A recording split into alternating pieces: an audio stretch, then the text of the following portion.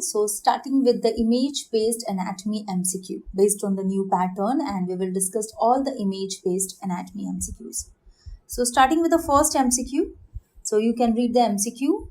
Identify the green color extraocular muscle in the image.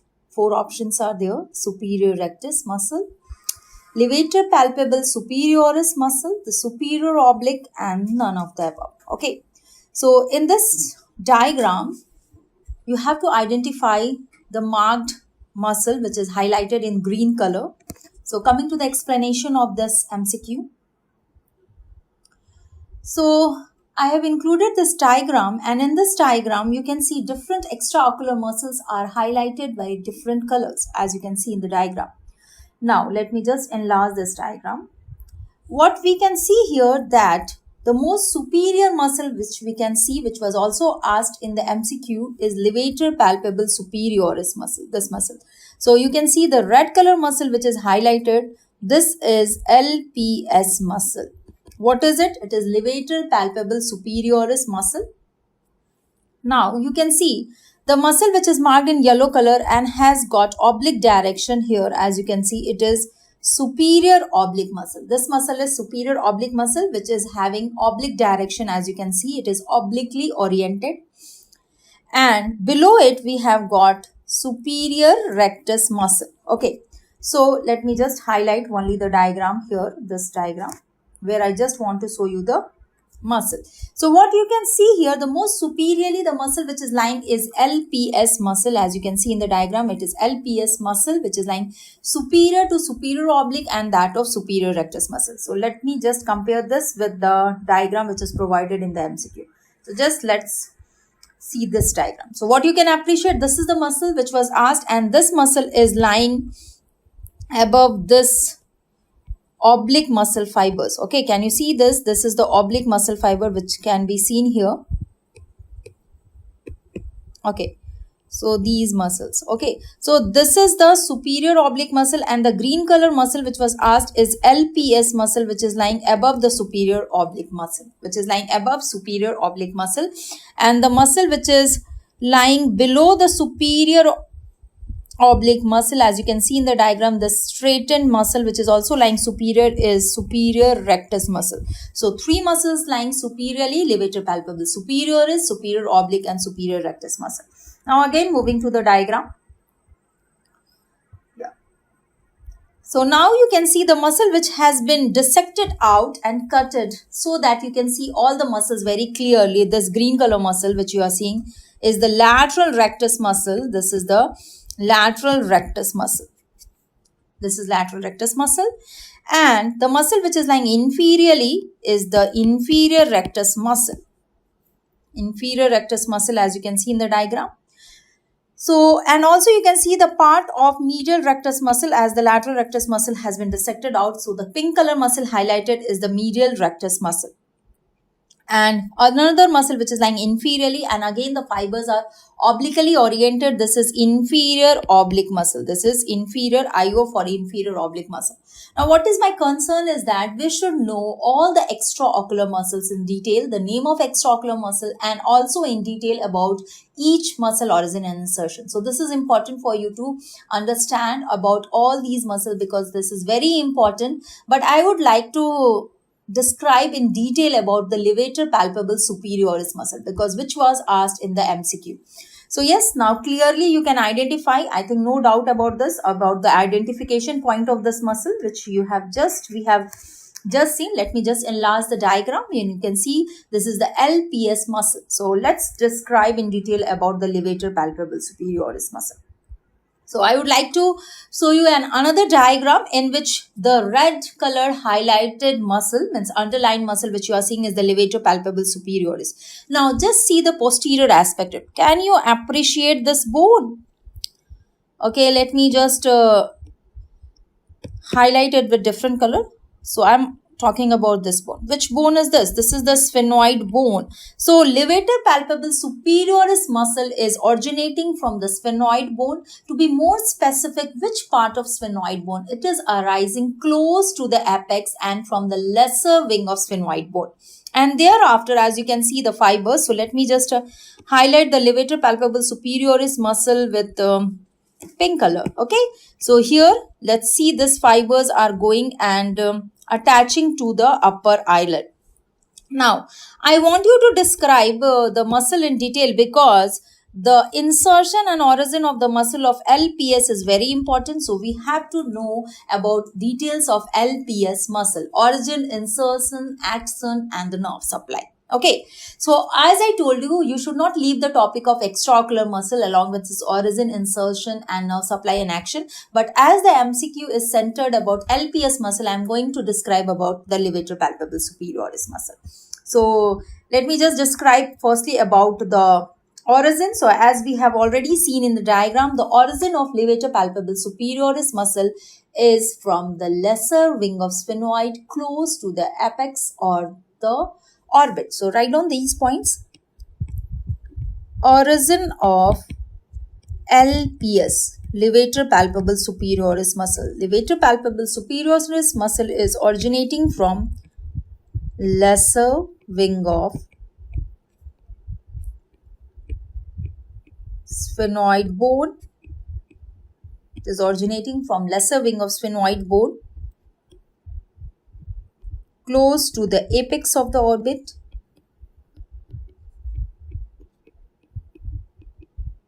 Now, when we talk about the insertion point of LPS muscle, it diverges in 3 lamina. So let me just explain the insertion.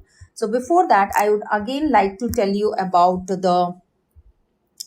I would like to show you the diagram. So let me just enlarge this diagram. Okay. Now, can you see the fibers? Again, this fibers, I'm talking about this one. So see here, these are the fibers of LPS. What you can see, the levator palpebral superioris muscle is going and inserting into the upper eyelid. See here, this is the upper eyelid and the levator palpebral superioris muscle is inserting into the upper eyelid. But it's not directly, actually the fibers diverges in the insertion point and it forms 3 laminas: upper, intermediate, and that of the lower lamina. How many laminas it has got? It has got 3 laminas. So I would like to describe each of this lamina.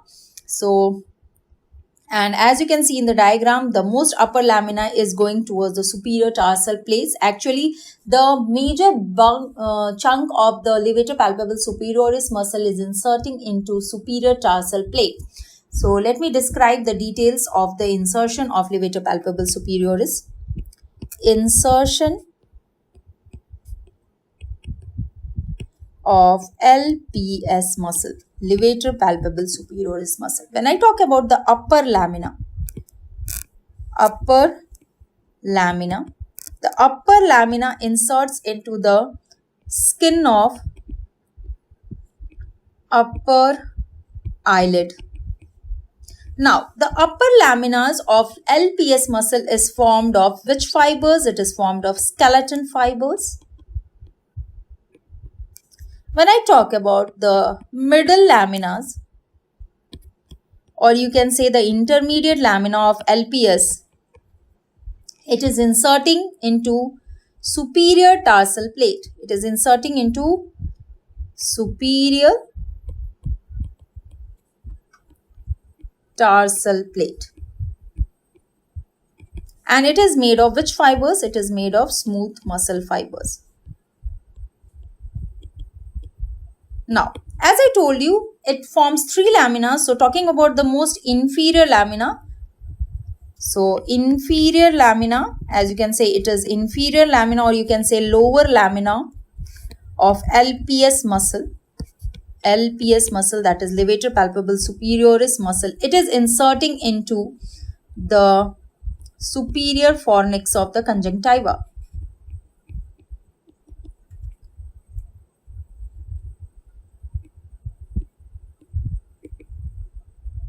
Superior fornix of the conjunctiva.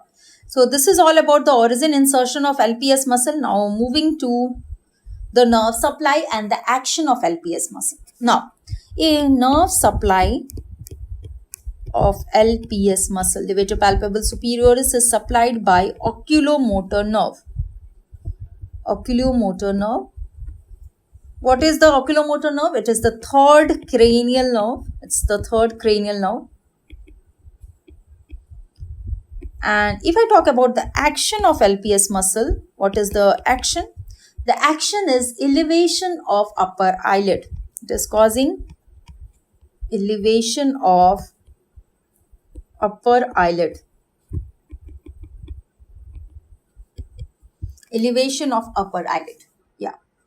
So this is all about origin, insertion, action and nerve supply of LPS. Now, it is also important for us to know the clinical aspect related to the topic. Now, the trend is towards image-based MCQs and the trend is towards the clinical aspect. So, wherever the clinical point is necessary, I will give a note on it. So, if we talk about LPS nerve supply, it is by oculomotor nerve. Now, as we have already seen that LPS muscle is not only formed of skeleton muscle fibers, but it also contains skeleton muscle fibers. Along with it, it contains smooth muscle fibers.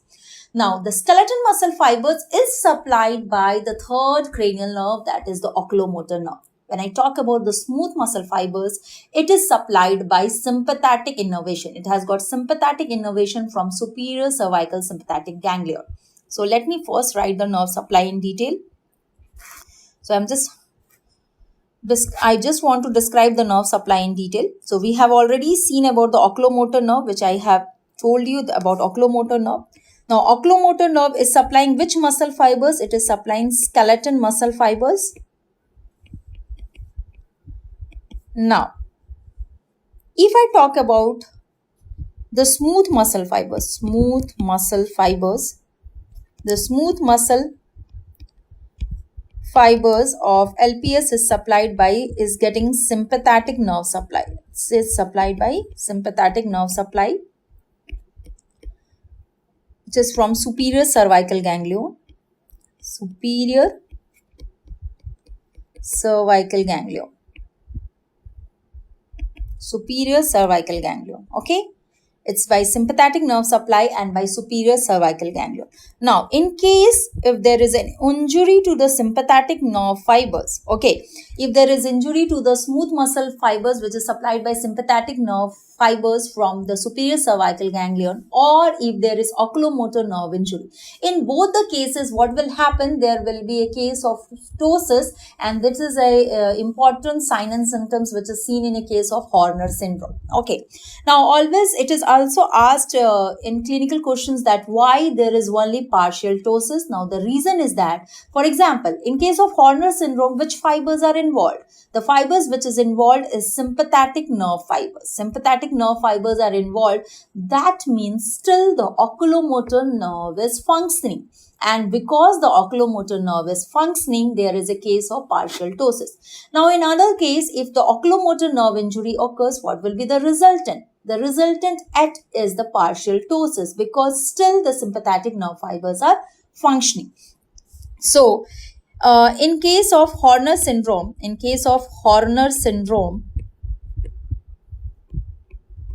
there is paralysis of LPS muscle, levator palpebral superioris muscle. Which fibers? Smooth fibers. And why the smooth fibers are injured? The reason of the paralysis of smooth fibers is the injury to the sympathetic nerves which is supplying the smooth fibers of LPS. But still the oculomotor nerve is functioning. So what you can say, the third cranial nerve, which is also called as oculomotor nerve, is still functioning. It is not paralyzed. So what you can say, skeleton muscle fibers are still functioning. Okay, because third cranial nerve is still active. So if I want to tell you about the Horner syndrome,